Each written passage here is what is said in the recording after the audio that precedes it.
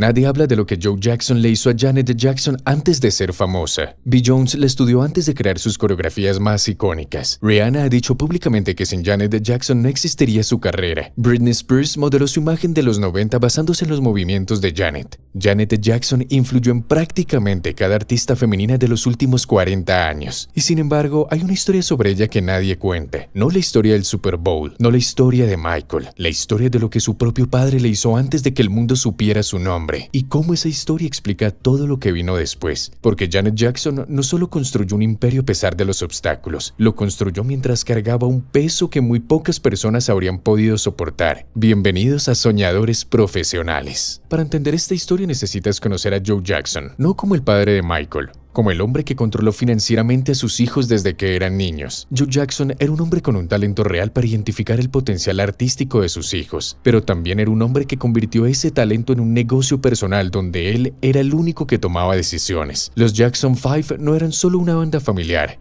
Eran una empresa donde Joe era el CEO, el manager, el productor y el dueño de todo. Los niños actuaban, Joe cobraba. Dato que sorprende número 1. Cuando los Jackson 5 firmaron con Motown Records en 1969, Joe Jackson negoció el contrato sin abogados independientes que representaran los intereses de sus hijos. El resultado fue que durante años, Michael, Tito, Jackie, Marlon y Jermaine generaron millones para Motown y para Joe, mientras que ellos recibían una fracción mínima de lo que producían. Janet vio todo eso desde adentro. Era la menor de los hijos Jackson, la que observaba, la que aprendía. Y lo que aprendió de su padre fue una lección que marcaría cada decisión financiera de su vida adulta. Nunca dejes que nadie más controle tu dinero. Pero antes de poder aplicar esa lección, Janet tuvo que sobrevivir años donde ella misma no tenía ese control. Janet Jackson comenzó su carrera artística a los 7 años. No porque ella lo eligiera, porque Joe Jackson lo decidió. Desde pequeña fue incluida en apariciones televisivas, proyectos familiares y compromisos públicos que Joe organizaba y de los cuales él administraba los ingresos. Cuando Janet firmó sus primeros contratos discográficos a los 16 años, Joe Jackson estaba en la mesa de negociaciones, no como apoyo,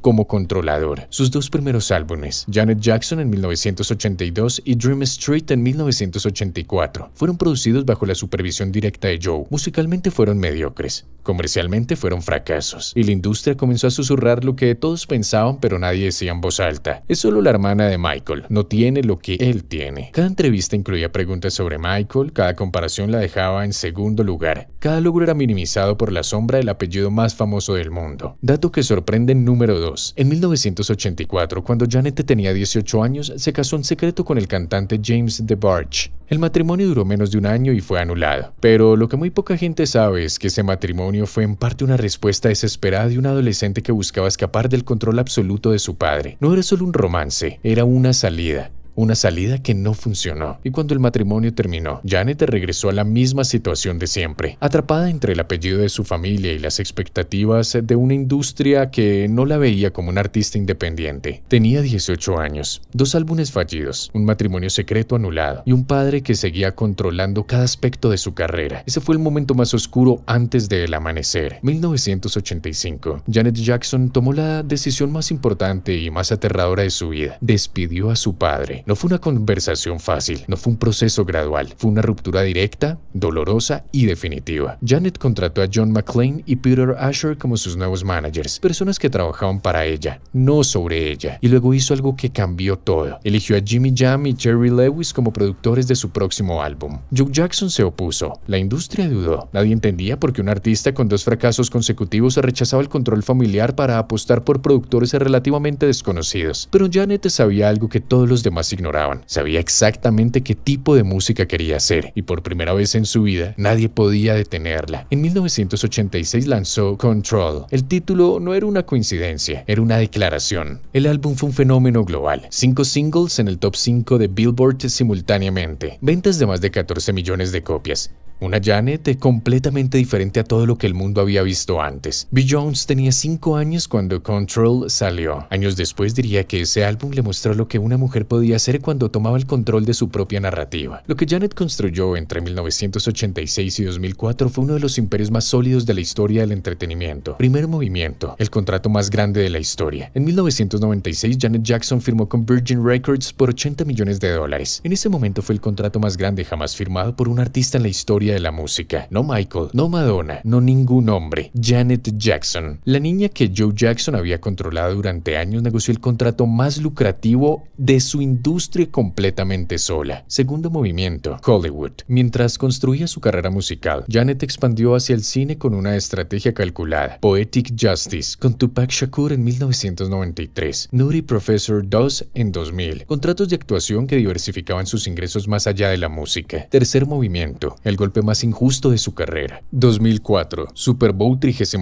Durante la actuación del medio tiempo, Justin Timberlake expuso brevemente a Janet frente a 140 millones de espectadores. Lo que pasó después fue una de las injusticias más documentadas de la industria del entretenimiento. Janet Jackson fue cancelada. Sus canciones fueron retiradas de las radios. MTV dejó de pasar sus videos. Los Grammy la desinvitaron de la ceremonia donde iba a presentarse. Justin Timberlake fue al Grammy esa misma noche y ganó. Dato que sorprende número 3. Según documentos internos de CBS y Viacom revelados años después, hubo una decisión deliberada y coordinada de proteger la carrera de Timberlake mientras se sacrificaba la de Janet. No fue un accidente de la cultura popular, fue una decisión de negocios ejecutada por hombres en salas de juntas. Janet perdió contratos estimados en más de $50 millones en los meses siguientes al incidente. Justin Timberlake lanzó su álbum más exitoso ese mismo año. Pasaron 14 años antes de que él se disculpara públicamente, pero Janet no esperó la disculpa para reconstruirse. En 2006 lanzó 20YO, en 2008 Discipline. Siguió trabajando, siguió construyendo, y en 2017 a los 50 años tuvo su primer hijo con su entonces esposo Wissam Al-Mana, un empresario catarí multimillonario. Meses después se separaron. La batalla legal que siguió involucró activos valorados en cientos de millones de dólares. Janet la enfrentó sola, sin escándalo público, con la misma frialdad con la que había enfrentado todo lo demás. En 2018 lanzó su gira State of the World Tour, que recaudó millones globalmente. En 2023, el documental Janet Jackson en A&E reveló por primera vez su versión completa de todos estos eventos. El mundo finalmente escuchó su historia en sus propias palabras, y artistas como Lizzo, Doja Cat, Normani y Janelle Monáe salieron públicamente a decir lo mismo que Beyoncé y Rihanna había dicho antes. Sin Janet Jackson, sus carreras no existirían como las conocemos. Hoy en 2026, Janet Jackson tiene 59 años y un legado que ninguna cancelación pudo destruir. 180 millones de álbumes vendidos, el contrato más grande de la historia musical en su momento, una influencia sobre la música popular que se mide en generaciones de artistas que las estudiaron antes de subir a su primer escenario. Su historia enseña 3 lecciones que van mucho más allá del entretenimiento. Primera lección, el control de tu dinero es el control de tu vida. Janet vio a su padre controlar las finanzas de sus hermanos y eligió el camino más difícil, la independencia total. Ese camino le costó conflictos familiares, álbumes fallidos y años de incertidumbre. También le dio el contrato más grande de la historia de la música. Segunda lección, las injusticias del sistema no tienen que ser el final de tu historia. Lo que le hicieron en el Super Bowl fue deliberado, documentado e injusto. Janet no esperó que el sistema se corrigiera. Siguió construyendo mientras el sistema seguía siendo injusto. Hoy su legado supera al de las personas que intentaron destruirla. Tercera lección, la influencia real se mide en las personas que inspiras, no en los premios que recibes. Beyoncé, Rihanna, Britney Spears, Lizzo, Doja Cat, cada una de ellas estudió a Janet antes de ser quien es hoy. Ese es un tipo de riqueza que ningún contrato puede comprar y ninguna cancelación puede quitar. Piénsalo así, hay personas que hoy están siendo controladas por alguien en quien confían, un familiar, un socio, un jefe, personas que sienten que no pueden tomar sus propias decisiones financieras porque siempre ha habido alguien más haciéndolo por ellas. Janet Jackson tuvo que romper con su propio padre para tomar el control de su vida. Fue el acto más aterrador y más liberador de su historia, y lo hizo a los 18 años. ¿Cuánto tiempo vas a esperar tú para tomar el control de lo que es tuyo? Esta fue la historia de Janet Jackson, la niña controlada por su padre, ignorada por la sombra de su hermano, destruida injustamente por una industria que la sacrificó para proteger a otros, y que construyó un legado de $200 millones